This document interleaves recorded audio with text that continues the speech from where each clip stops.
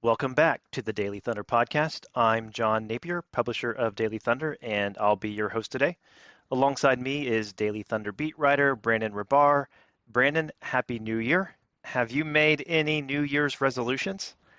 Hey, happy New Year to you as well. I did make some New Year's resolutions, kind of like the stereotypical you're over 30 years old New Year's resolutions, like I'm going to eat better, I'm going to exercise more. So they're kind of the generic ones that hopefully, I can make good on for at least a couple of months before I break them. That's mine too. Mine are fitness related. I'm going to get swole this year. Yeah. Yeah, Yeah, I'm going to get sold this year for the 20th year running. that's right. Well, if we talk about the Oklahoma City Thunder, they ended 2024 with a bang. They came back from a 12-point third quarter deficit to beat the Minnesota Timberwolves on the last day of 2024. And with that win, the Thunder tied a franchise record for most wins in a row with 12.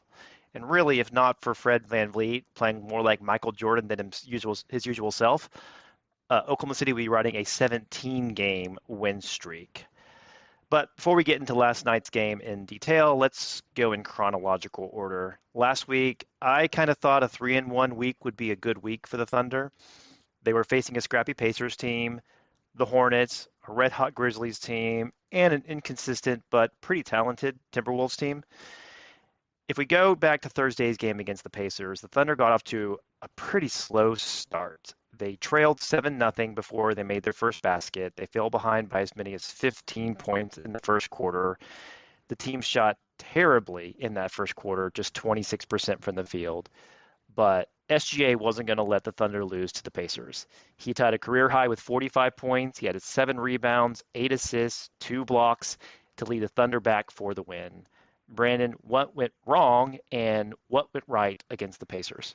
Yeah, I think you nailed it, really. The only thing that really went wrong was the slow start, was the first quarter. Being outscored 29-19 in the first quarter. Excuse me. Letting the Pacers get out to a 7-0 start, like spotting the team, a 7-0 lead. That was really all that went wrong. After that, the Thunder dominated, especially the second half. They outscored the Pacers 67-53 in the second half. So what went wrong was just a slow start. What went right was SGA, 45 points, tied his career high. It wasn't just the points, though. Like, he had 7 rebounds, 8 assists. He was flirting with with a 40-point triple-double. He was 11-11 from the free throw line. And for anybody saying, claiming free throw merchant, like 4 or 6 of those, I can't remember, came at the very end when they were intentionally fouling. And he went 4 or 5 from 3, so really good night from beyond the line for SGA. SGA was just incredible that night. He's been on a heater, and this game was kind of the high point. I don't know if I should even say it's a high point. He's had 3 40-point games in the past week. Yeah, SGA's been really, really good all season long, but really especially as of late. And I think he's been obviously a huge part about this streak that the team has been on. And the Pacers game, I think, was a little bit interesting too. Again, the shooting wasn't great overall, and it was kind of not a characteristic Thunder game. They didn't force as many turnovers as they typically do. There's only 4 steals in the game. Indiana only turned the ball over 11 times, and yet the Thunder still found a way to win despite not shooting well and not forcing their characteristic, turnover and steal rate. Yeah, so the fascinating thing about that is that, there's that stat that's going around that the Thunder are the only team in NBA history to have more steals than turnovers on the season. And you would think in a game where they get only 4 steals, which, like you said, is very low for them. A lot of times one of their players will end up with 4 steals in a game. Like we've seen multiple games where either Shea or J-Dub or Kaysen will get 4 steals in a game. And as a team, they only had 4 steals. And yet they still had more steals than turnovers that game, because as a team, they only had 3 turnovers that game, which I think was huge. Shea had 1, J-Dub had 2, and the rest of the team had 0 turnovers. That is just a wild stat to only have 3 turnovers as a team that game. Yeah, so this one I'm going to chalk up is the team just found a way to win, and I think that's a pretty good indication of how complete the Thunder are as a team. So we move on to the game against the Hornets. It was kind of a reprieve and a pretty tough stretch of games. The Hornets aren't very good, and the Thunder more or less handled the Hornets, but I don't know. I never really got the feeling that they were flexing the way that the Thunder could against an inferior team. The team still, I guess, as we've seen a lot lately, they've shot bad from three. They were just 27%. And also, Dort, Caruso, and Wallace also sat out with injuries. So on this one, Brandon, what went wrong and what went right against the Hornets? Yeah, the only thing that really went wrong was, like you said, the 3-point shooting, 10 of 38 from three. And, I mean, I guess Vasilije Micic having a revenge game kind of went wrong. It looked like if you're ever at all, any point, worried about the Thunder losing this game, which I don't think anybody was, but if you were, it was during that little stretch where Vaza kind of like went on a little heater. He ended up with 16 points. He was 4 of 7 from three, and there was a small stretch where it looked like Micic might get a little revenge on the Thunder, but no, ultimately, really, the fact that the Thunder can go on the road and beat, even though it's the Hornets, this is still an NBA team. The fact that they can go on the road and win by double digits, the outcome of the game was never in doubt, and you don't have any of your elite perimeter defenders, which has been kind of a backbone of this defense and a backbone of this team, having Cason Wallace and Lou Dort and Alex Caruso just causing chaos. I thought it was a good win. Shea broke his. Here's what I'll change it. What went wrong with Shea breaking a streak of 25-point games or more? Coming into that game, he had an NBA leading. It was 18 or 19 games in a row. He scored 25 or more, and of course he's hit that in the 2 games since, but he only scored 22 points that game. He didn't need to score. Like we said, the game was never in doubt, and he never really had to take control. So I'll switch it. That's what went wrong. Shea not hitting 25 points. Well, now we get to the marquee game of the week. Unfortunately, prior to the game, it was announced that Ja Morant would be out with an injury. So the Grizzlies were actually really shorthanded in addition to Morant being out. The Grizz, however, got off to a pretty hot start, and it looked like the league's top offense was going to give Oklahoma City defense some fits, but that didn't last. So Oklahoma City started off poorly. It was 9-0 before Oklahoma City got its first basket, but the team fought back and fought back quick. By the end of the first quarter, Oklahoma City already had a lead it would not give up, and that second quarter was a thing of beauty. Shots were falling, the defense was locking down the Grizzlies. So run us through that first quarter to second quarter. How did Oklahoma City turn a 9-0 deficit into a blowout really, really fast? Yeah, I mean, it's the defense. I mean, I know that, the Grizzlies didn't have Ja. Obviously, that hurts them, but they still have some talent with Jaren Jackson Jr., Desmond Bane, Scottie Pippen Jr. They have some guys that can score. But the Thunder, once again, defense leading to offense and just too much SGA.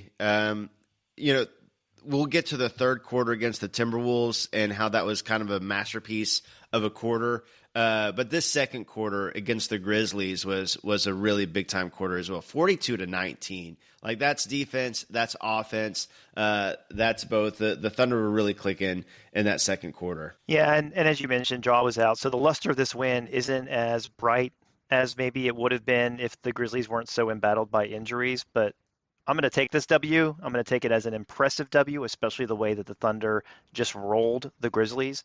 You also mentioned Jaren Jackson Jr., who's been playing really well lately for Memphis. He was completely locked down. He was 3 of 17 from the field, 0 of 7 from 3. What do you think the secret was to defending him so well? Yeah, I mean, I think it's just the Thunder defense, and especially you don't have to worry about Ja. And so all of a sudden, their best source of offense is Jaren Jackson Jr. and Desmond Bane, and you're able to kind of focus your strategy towards those guys. I think that, the Thunder, with having Isaiah Hartenstein, obviously, as a big, you have J-Dub who can guard, 1 through 5. They're able to throw these bodies. Ja obviously takes a lot of attention from a defense, and not having him there, if you're able to focus on Jaren Jackson Jr. and Desmond Bane, they're not like creators. They're not like guys who are like, kind of running an offense and creating their own shots for the most part.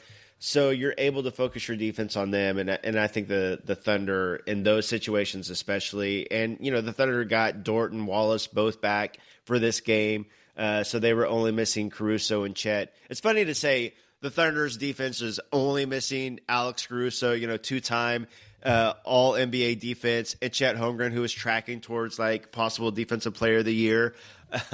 So they're only missing those guys, and yet they still have a dominant defense. Well, last week we were talking about this game, certainly very excited about it, and really to see how the Thunder measured up against the Grizzlies. You also mentioned the Grizzlies beat, maybe feeling like the Grizzlies weren't getting the love that the Thunder had been getting for their success. How do you feel today? Do you think that the Grizzlies beat is going to chalk this one up to a non-event because of all the injuries, or are they feeling like maybe they're boasting about the Grizzlies was overstated? Well, the former, for sure.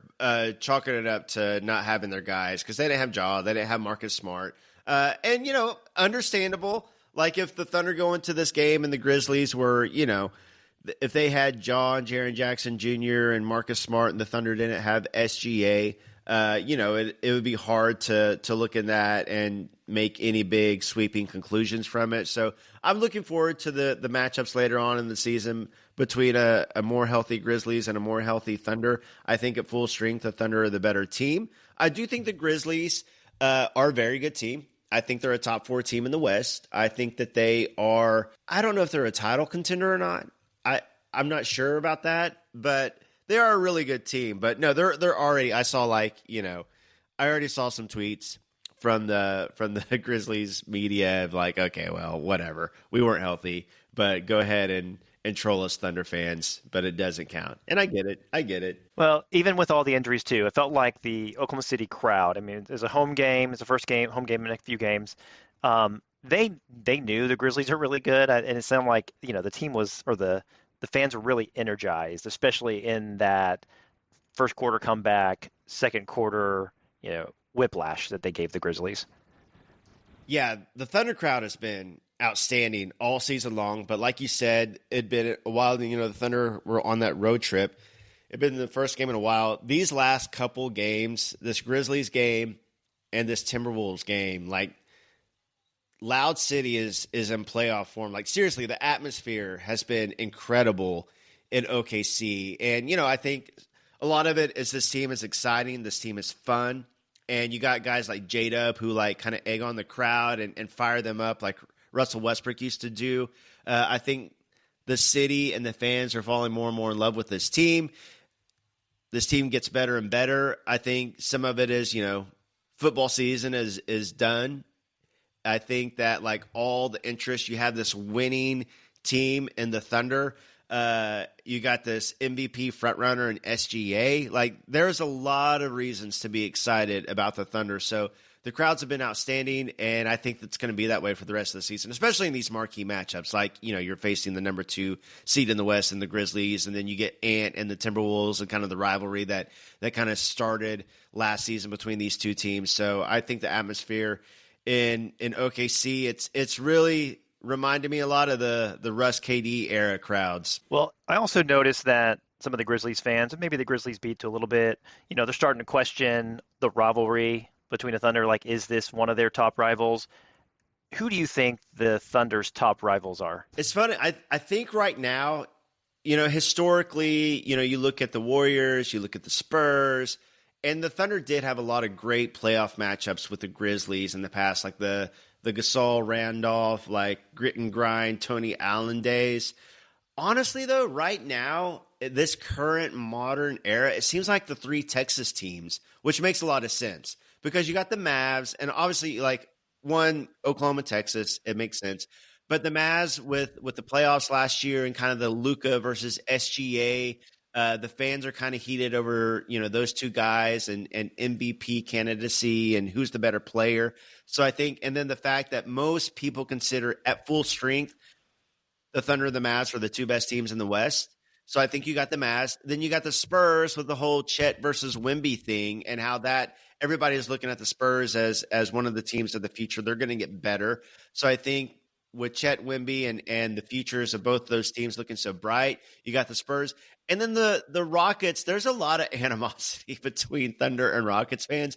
I think, you got the old Harden Rockets and it kind of started there, but then, during the rebuild and both teams kind of positioning for top draft picks and who's got the better young players and who's doing the rebuild better or the right way. And now the Rockets are, a top 4 team in the West as well. So honestly, right now, I think you got the Warriors for like historical reasons, but I think right now it's the 3 Texas teams. Yeah, I think I agree with that. There's a lot at stake whenever the um, Thunder and Mavs match up, and there is something interesting between the Thunder and the Rockets, and of course the Chet versus Wemby. One other thing I want to mention about the Grizzlies game is Ajay Mitchell. Ajay Mitchell had a Oh, stellar yeah. game, and it was Yeah. against good competition too. So what were your takes on Ajay Mitchell's game? Man, AJ Mitchell, he has been great. He didn't do much as far as scoring goes against the Timberwolves, but before that, that 4-game stretch, before that, there was one game in there where he had 16 points and 12 rebounds, but against the Grizzlies, a career high 17 points. He was 6 of 11 from the field, 3 of 5 from 3. He had 3 assists. He was a plus 20. AJ has gone from like, oh, look, the second round rookie is getting some rotation minutes. Isn't that fun? To like, hey, this dude is for real. This dude can really play. He's earned these rotation minutes, and even when this team is at full strength and Chet comes back and Caruso is back, like AJ Mitchell is a part of this rotation.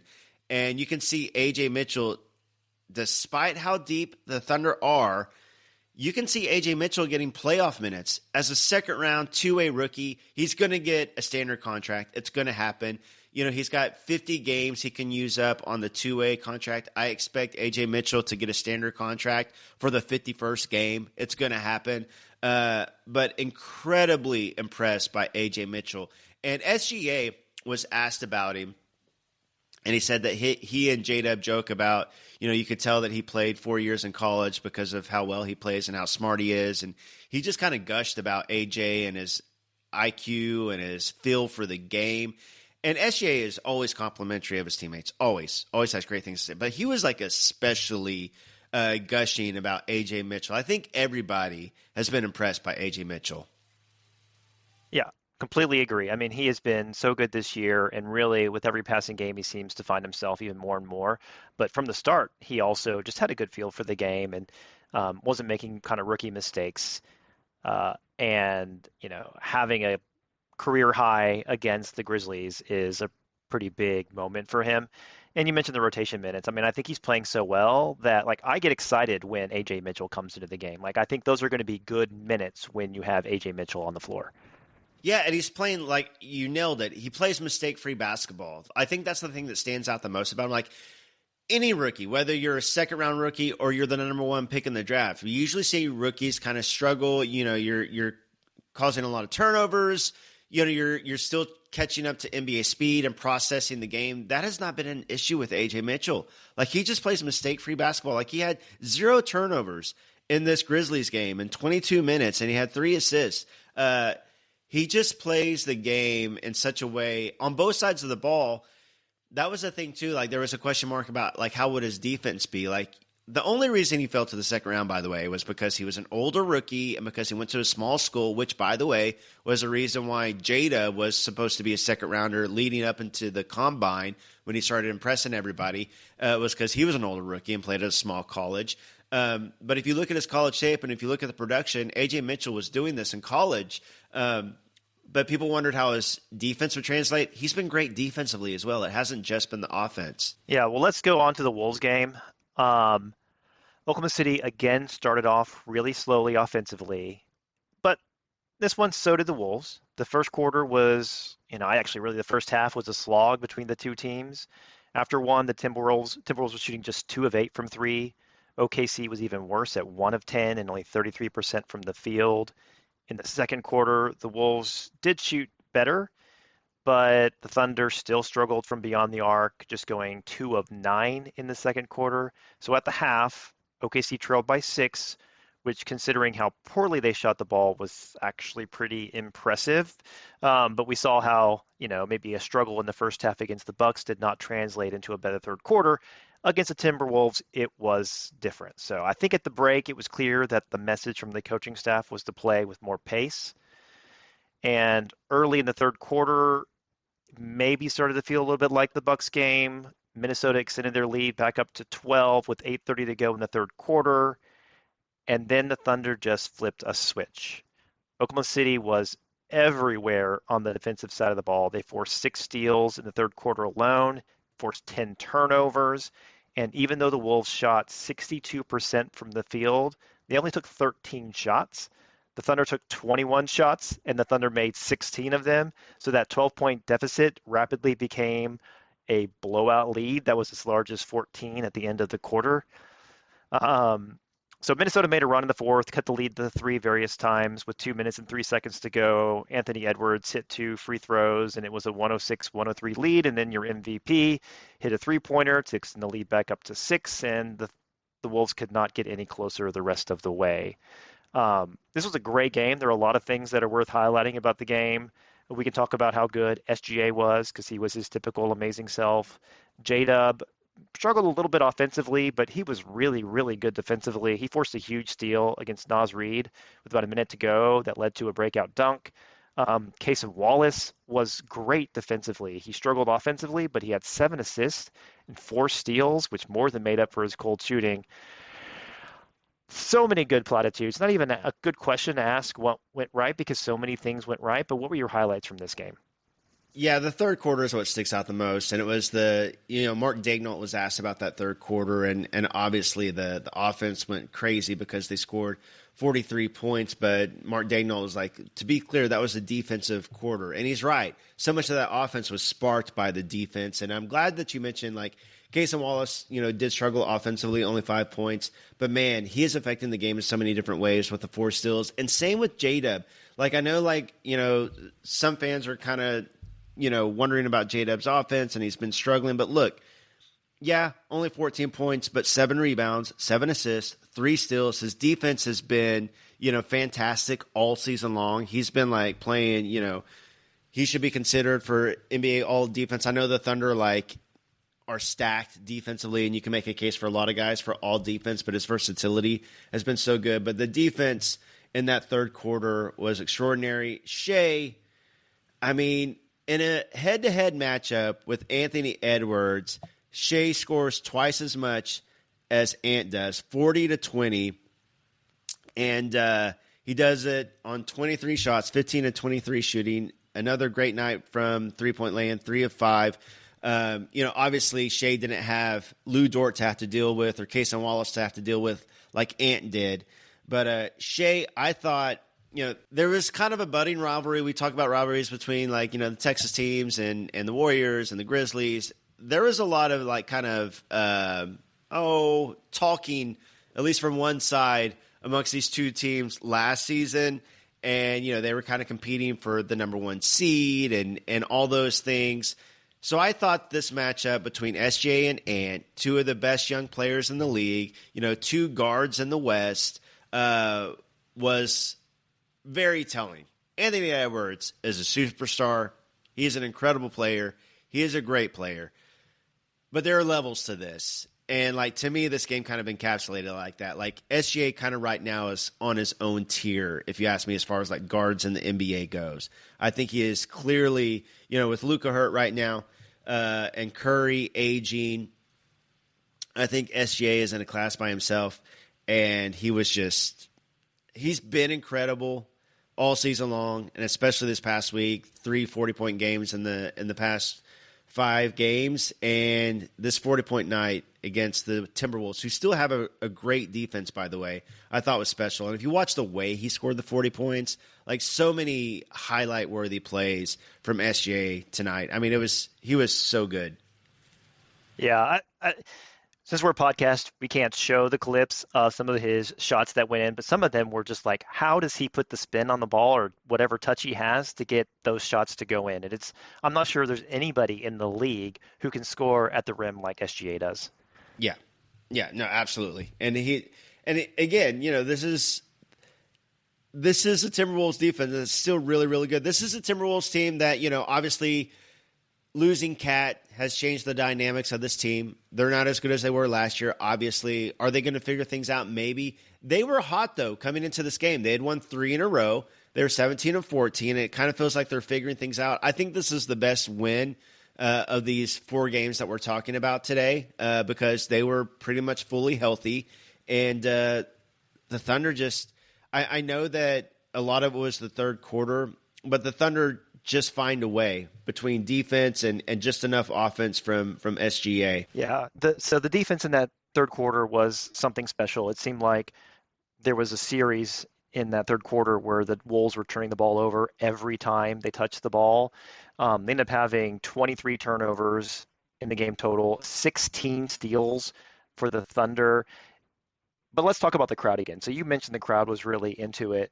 And, I kind of wonder in that series in the third quarter where the Wolves could not hang on to the ball, how much not only did the Thunder defense, but that energy level of the crowd maybe rattled the Wolves to some degree. No, I think you're right because it was like a playoff atmosphere. And, when Loud City is in that form, it does create a true home court advantage. Like Mark Daigneault mentioned it in his postgame. He wasn't asked about it. He actually was done with his postgame presser. He had left, and then he came back, and he said, hey, I would be remiss if I didn't bring up the OKC crowd, if I didn't bring up Loud City. And he gave them special props. And he said himself that the atmosphere that they created, was big time for that game, and it affected the game, and I think that it did. Well, as we started off the show with, the Thunder are now riding a 12-game win streak and very nearly a 17-game win streak.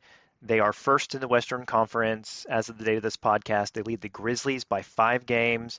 They are 8 games up in the division, and according to Basketball Reference's playoff probabilities report, the Thunder have a 100% chance to make the playoffs, a 100% chance of winning the division, and a 98.4% chance of being the number 1 overall seed in the West. Whoa.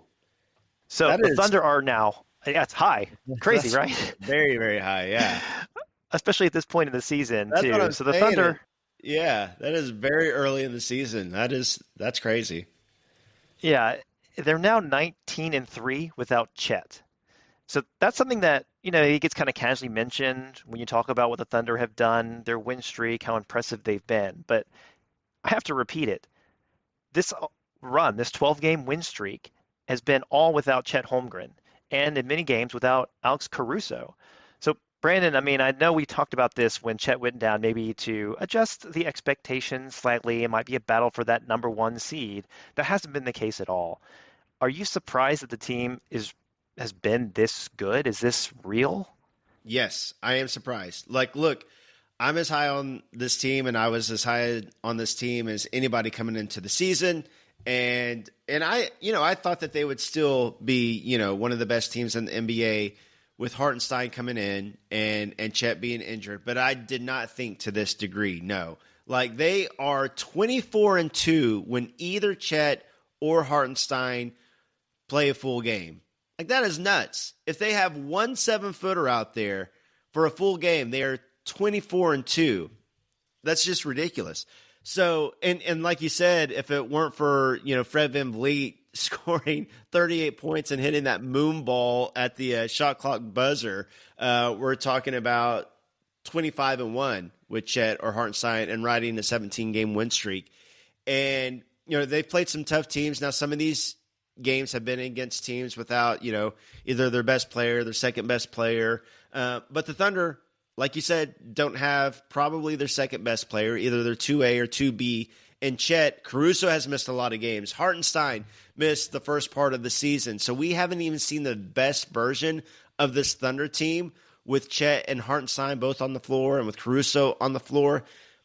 This team has been incredibly impressive, and I'm surprised. Yes, to answer the question, I thought that they would still, be fighting for the 1 seed without Chet until he came back. But I did not expect, a 5-6 game cushion with a 1 seed. And to be on a 12-game win streak at this point without Chet. No, I did not expect that. Well, feeling pretty good right now. Thunder have some tough games up ahead, but before we get to that, the early returns, the first returns for the NBA All-Star voting were announced today. Two Thunder players are in the top 10, both in the front court and in the guard position. Jalen Williams is seventh in the front court, currently in the Western Conference, and SGA is leading all guards in the Western Conference. So based upon that, SGA is shoe-in for an All-Star. Probably a good sign for J-Dub's chances that he's seventh right now, and maybe he got some room to grow.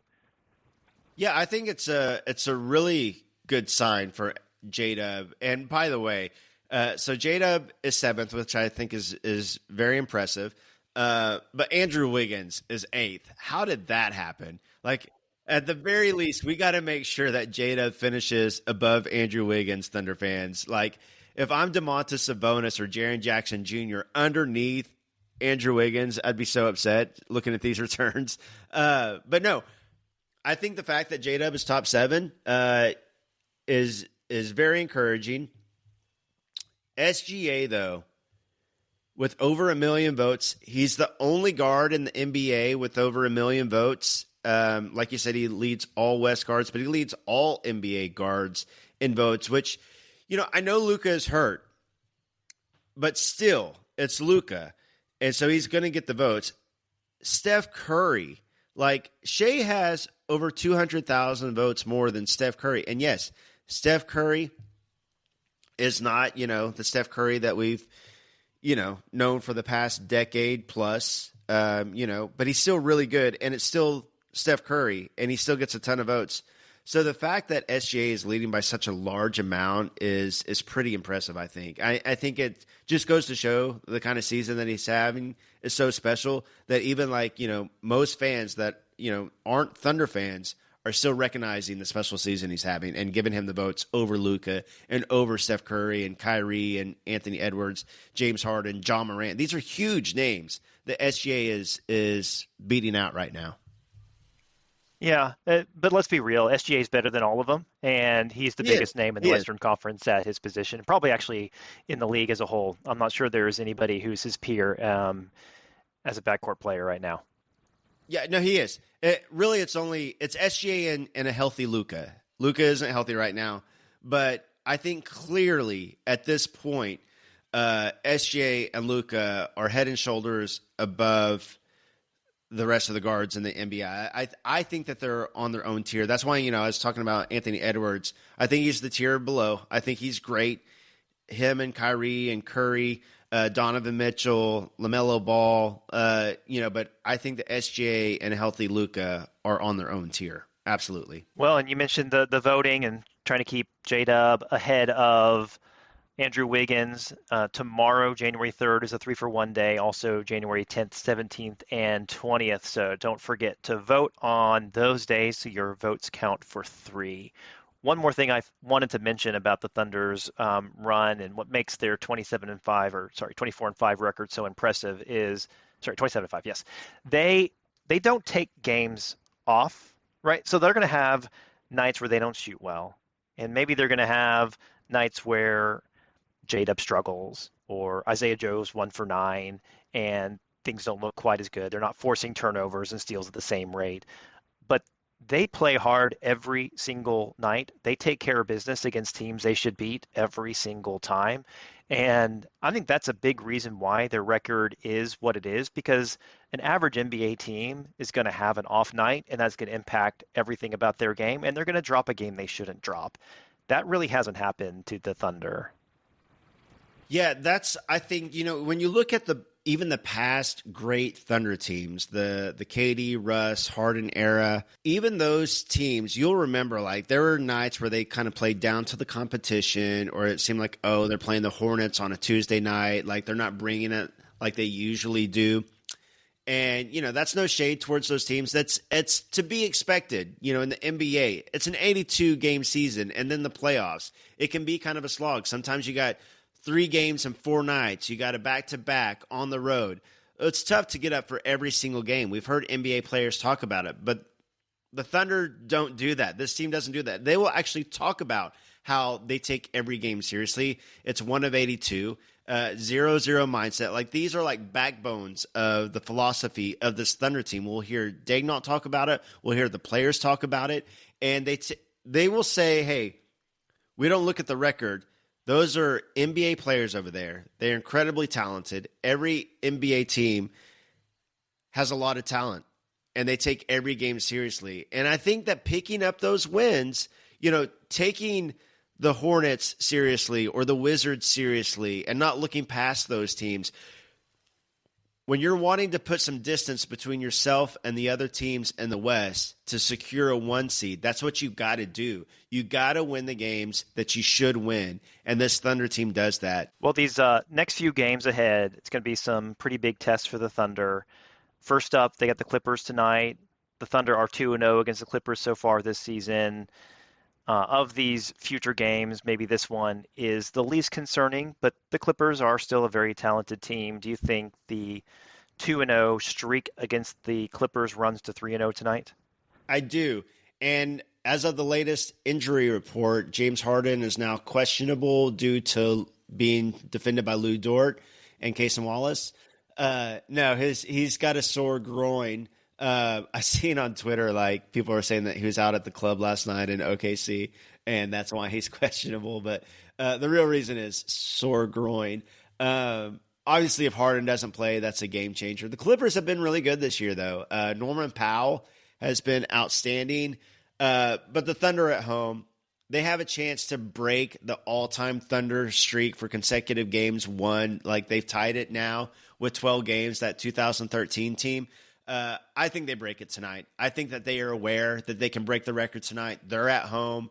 I think the crowd will be great again, whether Harden plays or not. The Clippers are going to be good, but I think the Thunder win tonight, yes. Well, and it might be the first time anyone in history has ever uttered that they are out because of clubbing too much in Oklahoma City the night before. Oh, did you not go to Studio 310 back in the day, John Napier? With your I don't even know what that is. And your highlighted tips. You didn't bleep the tips and go to Studio 310. You're talking about when Jinko jeans were in vogue. I was in high school, and I think you were 32 years old then, so that might be the difference. Oh man, you turned the tables and age shaming. I did. Touche. Old joke. So then, next up, it's against the Knicks, who are really hot. They're riding a 9-game win streak, and will bring that 9-game win streak to the Thunder. They've had a pretty soft schedule, though. So do you think this could be a potential finals preview, or are the Knicks just not quite in the upper tier, and their streak really is because it's been against a soft schedule? Look, I think the Knicks are really good. I think that they are an East contender, but ultimately I would be shocked if it's not the Celtics, Cavs, or Bucks from the East. Like, I think that the Knicks and the 76ers are in a tier right behind those, and maybe a healthy Orlando Magic team. But I think it's clearly the Celtics, Cavs, and Bucks. So no, I don't think it's an NBA Finals preview. I'd be shocked if the Knicks make it. But the Knicks are really good. Adding Cat, I think, was a good move for the Knicks. Not such a good move for the Wolves. I understand why the Wolves did it. I don't think it was a great move. But the Knicks have a lot of talent between Cat, Jalen Brunson, OG, Josh Hart. Like, this is a really good team. They did lose some depth. They're not as deep as they were. This is kind of a revenge game from Hartenstein, or maybe you call it a Knicks revenge game for Hartenstein leaving the Knicks. I don't know. I think more importantly, though, it's a third game in 4 nights for the Thunder, second game of a back-to-back. Now, the Thunder are undefeated on back-to-backs this season, which is just extraordinary. You just don't usually see that. They've been really, really good on back-to-backs. But it's going to be a tough game just due to the team they're playing, due to the fact that it is the third game in 4 nights, and due to the fact that at some point they got to lose, right? Like, they're not going to go 77-5, I don't think.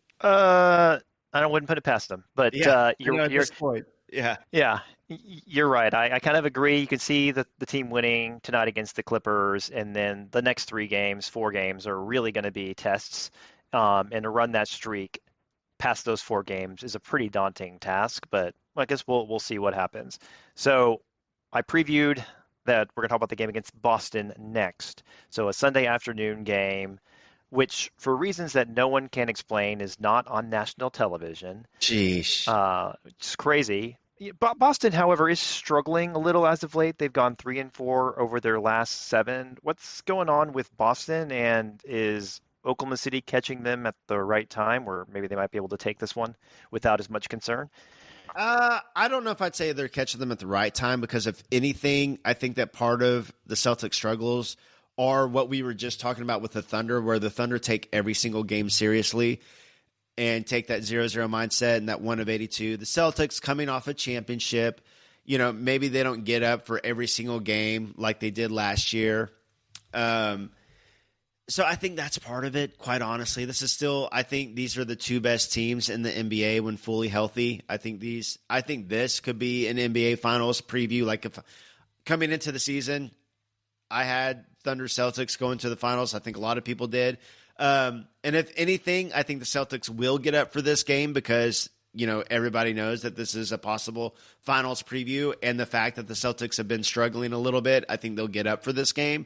I expect a really, really good game that could kind of go either way. I think it's a coin toss game, and it is absolutely nuts that it's not on national TV, especially given that it's a Sunday afternoon game. Like, this is the perfect time to put this on national TV. Yep, totally agree. But at least here in Oklahoma City, we'll be able to watch it if you have FanDuel Sports Network. So let's take a brief moment to talk about the Cavs. We'll have the next pod up before the game against Cleveland, but this is a pretty exciting game ahead, so I want to get some quick thoughts. Do you think the Cavs are for real? So their record is incredible as well, and they were supposed to be good, but this good? Yeah, I don't think anybody saw them being this good. I do think they're for real, though. They have the number one offense in the NBA. The Thunder had the number one defense in the NBA. So number one versus number one, it's going to be a fun matchup. Now, both of these Thunder Cavs matchups in January were actually flexed to national TV, which is good to see. NBA figured it out there. Hopefully we'll get both of these teams on national TV more going forward. But no, they've got a lot of talent.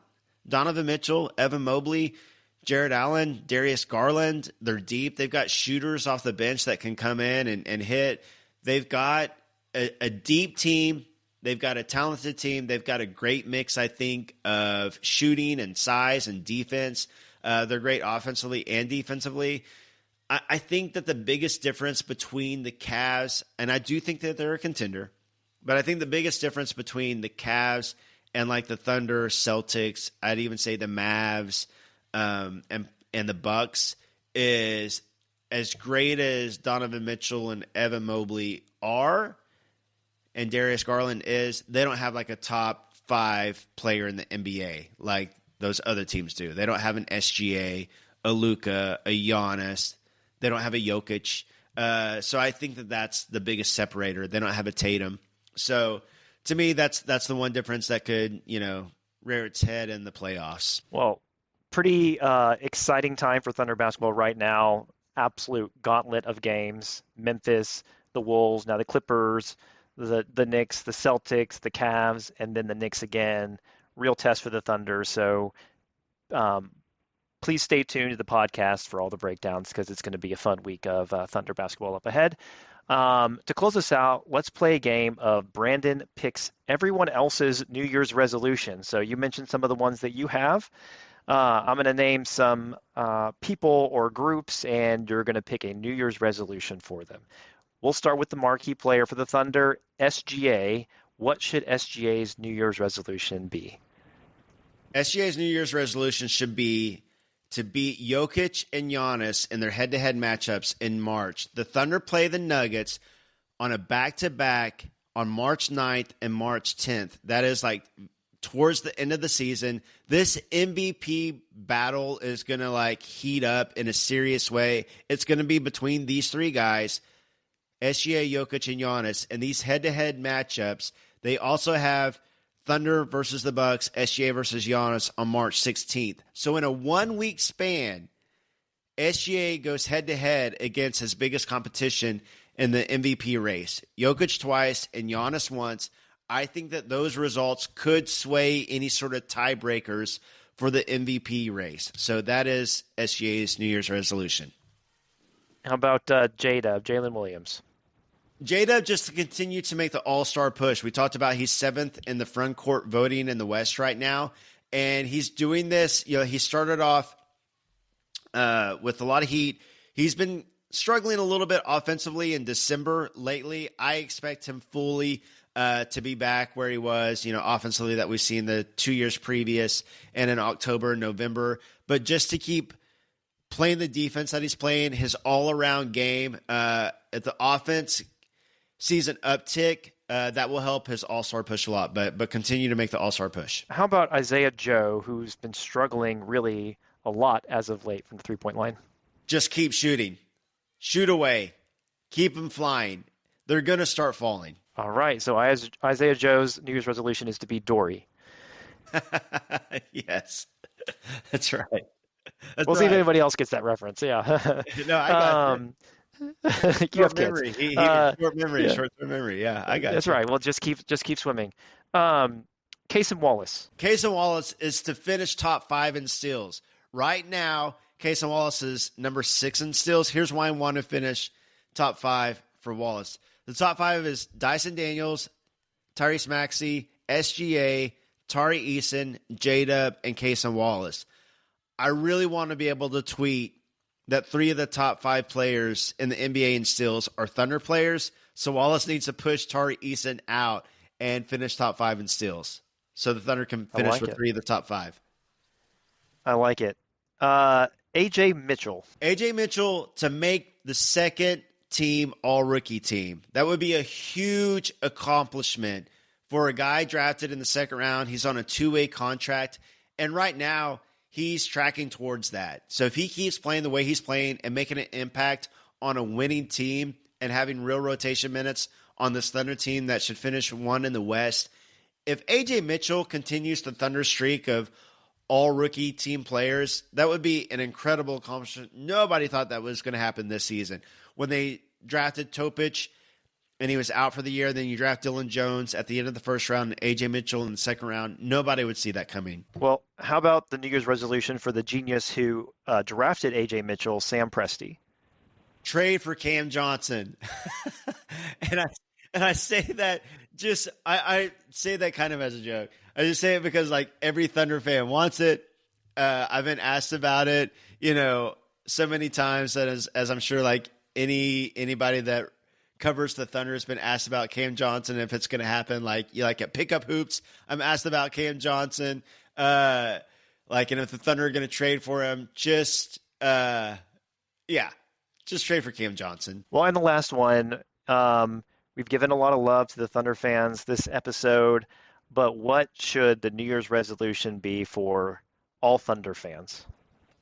Okay, so this can be a little bit cheesy, but Sam Presti said a couple of seasons ago, I think it was at the end of, or the beginning of last season, I think it was, to just enjoy the ride.